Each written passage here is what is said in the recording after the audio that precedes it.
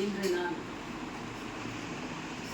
அருமையான ஒரு இடத்திலே அமர்ந்து உங்களோடு உரையாடி கொண்டிருக்கின்றேன். இப்படி ஒரு பயிற்சி மையத்திலே பல வெற்றியாளர்களை உருவாக்கிய, பலருடைய வாழ்விலே அறிவொளியை ஏற்றிக் கொண்டிருக்கக்கூடிய அறிவொளி வெங்கடேசன் என்கிற நான் பெறாத ஒரு பிள்ளை. கிட்டத்தட்ட 20 ஆண்டுகளாக அவர் எனக்கு நன்றாக தெரியும். அப்படிப்பட்ட அற்புதமான அன்பு மகனார் இந்த அருமையானதொரு பயிற்சி மையத்தை உருவாக்கி, இந்த பயிற்சி மையத்திலே உங்களுக்கெல்லாம் அருமையான முறையிலே நீங்கள் எல்லாம் நிச்சயமாக வெற்றி பெற வேண்டும் என்கின்ற உள்ளார்ந்த எண்ணத்தோடு உணர்வோடு உங்களுக்கு பயிற்சி அளிக்கக்கூடிய அத்தனை விதமான ஏற்பாடுகளையும் செய்து உங்களை உயர்த்தி கொண்டிருக்கக்கூடிய அறிவொளி வெங்கடேசன் அவர்களுக்கு என்னுடைய இதயம் கனிந்த நன்றியோடு கூடிய வாழ்த்துக்களை நான் தெரிவித்துக் கொள்கிறேன். அவரோடு இணைந்து செயலாற்றி கொண்டிருக்கிற அன்பு மகனார் சுரேஷ் அவர்களும் இதுவரையுமே நான் பார்த்தேன். 2 பேருக்குள்ள ஒன்றும் வித்தியாசமே இல்லை. அந்த ஒரு வேகம் இன்று எந்த நிலையிலே இந்த நாடு சென்று கொண்டிருக்கிறது சொன்னால், போட்டி நிறைந்த ஒரு உலகம். எல்லாவற்றிலும் போட்டி. போட்டி அது நல்ல போட்டியா இருந்தா பரவாயில்ல, போட்டி இருக்கலாம்.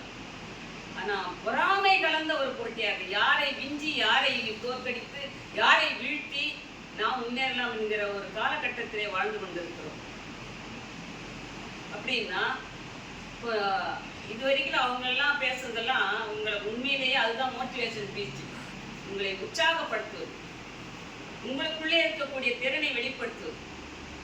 அவங்க பிராக்டிக்கலா சொன்னாங்க எல்லாவற்றையும்.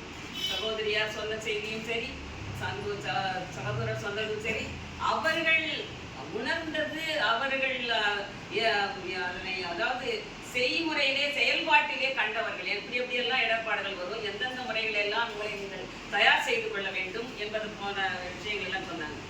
நான் சொல்லுகிற விஷயம் என்ன அப்படின்னா, உங்களை இதயம் கனிந்து வாழ்த்துகிறேன். வாழ்த்துறைக்காகத்தான் நான் இங்கே வந்திருக்கேன். இந்த வாழ்த்து அப்படிங்கிறது மிகப்பெரிய ஒரு விஷயம். அதனாலதான் வேதாத்திரி மகரிஷி ஒருவரை ஒருவர் சந்திக்கின்ற பொழுது என்ன சொல்லணும்னு நினைக்கிறாரு, வாழ்க வளமுடன் சொல்றாரு. வாழ்க வளமுடன்றார். அது ஆனா சொற்றொடர்படி பார்த்தேன்னா தவறு. இலக்கண வரம்புப்படி பார்த்தேன்னா அந்த சொற்றொடர் தவறு. சொன்னது யாரு? மகரிஷி. அவர்கிட்ட நம்ம தப்பு சொல்ல முடியுமா? வாழ்க வளமுடன், வாழ்க அப்படிங்கிறது ஒரு வியங்கோல் சொல்லுது. வளமுடன் வாழ்க அப்படின்னு தான் சொல்லணுமே தவிர வாழ்க வளமுடன் சொல்லுது. ஆனா ஏன் அப்படி சொல்லி இருக்காரு அப்படின்னு சொல்லுகிற பொழுது, எடுத்த எடுப்பிலேயே ஒருவரை பார்க்கிற பொழுதே அந்த வாழ்க என்ற அந்த சொல் இருக்குது, அது அடி வயிற்றிலேருந்து வரும். இங்கேருந்து அதாவது மூலாதாரத்திலேருந்து எடுத்து ஆக்ஞான சக்கரத்தில் போய் நிற்கும் அது அந்த வாழ்க என்ற அந்த சொல். அதனாலதான் அதை சொல்லுங்கன்றாரு. வாய் திறந்து வாழ்த்துங்க, உளமாற வாழ்த்துங்கள் அப்படின்றதுனாலதான் அந்த சொல்ல முதல்ல போட்டு மகரிஷி சொல்றாரு. ஆகவேதான் நம்ம வாழ்க அப்படின்னு சொல்லி வாழ்க வளமுடன் என்று சொல்லுவோம். குழந்தைகளே, எனக்கு எல்லாரும் குழந்தைகள் தான். என்னுடைய மாணவி இங்க இருக்கிறதுனால இன்னும் ஒரு பெரிய ஒரு கூடுதல் மகிழ்ச்சி. எங்க போனாலும் ஒரு அட்ரஸ் இருக்கும், எனக்கு எங்கேயாவது இருக்கும், நிச்சயமா இருக்கும். அதுதான் எங்க ஆசிரியர்களுக்கு கிடைக்கக்கூடிய மாபெரும் பெருமை. எந்த தொழில் எப்படி எடுத்துட்டாலும் சரி, ஆசிரியர் தொழில் தான். அதற்கு இந்திய தொழில் எதுவுமே கிடையாது. அதனாலதான் ஆசிரியர் பணி ஒரு அறப்பணி, அதற்கே உன்னை அர்ப்பணின்னு சொன்னாங்க. ஏற்றிவிட்டு தன்னாலே ஏற்றிவிடப்பட்டு, அதாவது ஏறி போல ஆசிரியர்கள் அவர்கள் ஏற்றி விடுவார்கள். ஏற்றிவிட்ட பிறகு ஏறிய பிறகு அந்த தன்னுடைய குழந்தையை பார்த்து, ஆஹா நீ இவ்வளவு தூரம் ஏறிட்டியா அப்படின்னு மகிழ்ச்சி அடையக்கூடிய ஒரே ஆள் யார்?